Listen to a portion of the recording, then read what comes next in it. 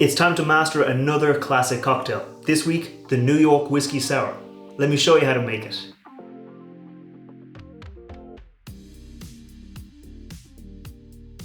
Welcome back to the channel. I'm Matt, I'm the Whiskey Nerd, and like I said, this week we are mastering another classic cocktail. We're mastering the New York Sour. Now, the New York Sour, it should be familiar to a lot of people because it's one of those most famous kind of riffs on the classic kind of sour formula. Now, if you're not familiar with a sour formula, it is the basis for a lot of cocktails. The whiskey sour, the gimlet, the daiquiri, it's all 2-part spirit, 1 part sugar, and 1 part citrus. So it gives you a really nice kind of base flavor to any kind of cocktail you're making, and it's a good jumping off point if you're making a cocktail of your own. The whiskey sour does typically include a little bit of egg white, which helps neutralize a bit of the acid in the lemon juice, making it a little bit sweeter, a little softer, less kind of sour, and also the egg white gives it this really nice kind of fluffy, almost creamy texture. The New York Sour takes that basic formula and adds a little bit of red wine as a float into the cocktail, which does lighten it up a little bit more. It makes it a little bit more juicy, a little bit round, a little bit fruitier.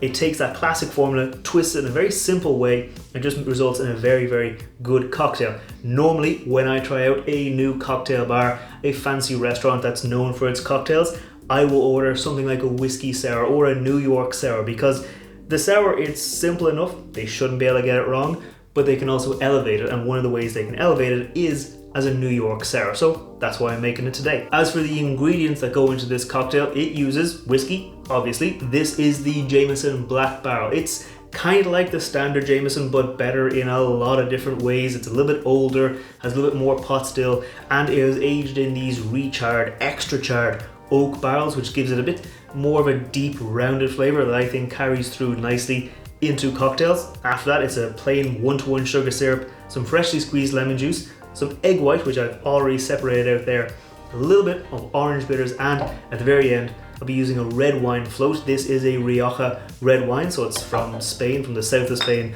Just gives a nice extra fruity flavor to the cocktail. That's enough talking about the cocktail though, it's time to make it. It is going to be a shaken cocktail, so we're going to be adding a nice rock of ice into our shaker tin before we add in the rest of our ingredients. We'll be starting off with our whiskey, and we're going to be going in with 2 ounces of our Jameson Black Barrel into this cocktail. Like I said, the Black Barrel has this really nice kind of depth of flavor, a bit of oak, and it does translate well, but it's also still like sweet cocktail whiskey. It's not going to be like overly oaky, it's not going to dominate, it's just going to mix really well into the cocktail. Since we went in with 2 ounces of our Jameson, we're going to be going in with 1 ounce of our sugar syrup and 1 ounce of our freshly squeezed lemon juice into the mixing tin. Lastly, it is the egg white of 1 egg, so it's just 1 egg white, which I already pre-separated before I made it. And lastly, we're going to go in with 2 dashes of orange bitters. So you can use Angostura bitters if you want, but I actually just like using a bit of orange bitters in my kind of whiskey sours because I think it works really well with the lemon juice. Bang the top on our shaker tin and shake it away for about 30 seconds to get a really nice head of foam from that egg white. Okay, I think that is nicely chilled now, so we're going to bang the top off our cocktail shaker and get ready to strain it out into a nice chilled coupe glass. This is going to give us a really nice presentation, but because the glass is chilled, it'll also help keep it cold for a little bit longer so you can enjoy it for a little bit longer. And we're just going to pour this out nice and simple. That nice silky foam has been built up, but it's going to take a little bit of time for that foam to settle at the top of the cocktail. While we wait for it to settle, if you're new here, scroll down, hit that thumbs up button, hit that subscribe button. I put out whiskey reviews every Wednesday. I put out cocktail recipes featuring whiskey every Friday. So if you want to see more like that, make sure you hit that thumbs up button, make sure you hit that subscribe button, and while you're there, leave me a message and say what kind of cocktail you'd like to see me make in future. But now, let's let this settle for just about 30 seconds. Okay, I think that is about as settled as it's going to get, so we are going to pour in our red wine float. But we're not just going to pour in the red wine and hope it floats to the top. We're going to be using a very simple enough technique using a bar spoon. So first off, we're going to measure out about 15 ml, half an ounce of red wine, just to make sure we don't use too much of it, we don't overpower the cocktail. Now, if you have a bar spoon, it'll have these kind of ridges on the edges.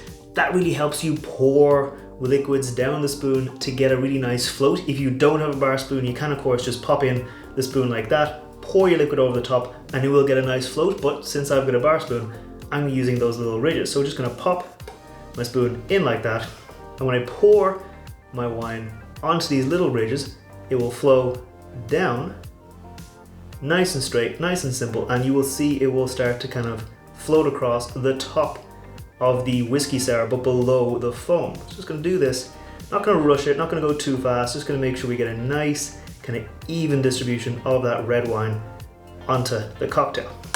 Lastly, when we take out a spoon, we'll make sure we don't stir the cocktail, so just going to nice and simple pull it out just like that.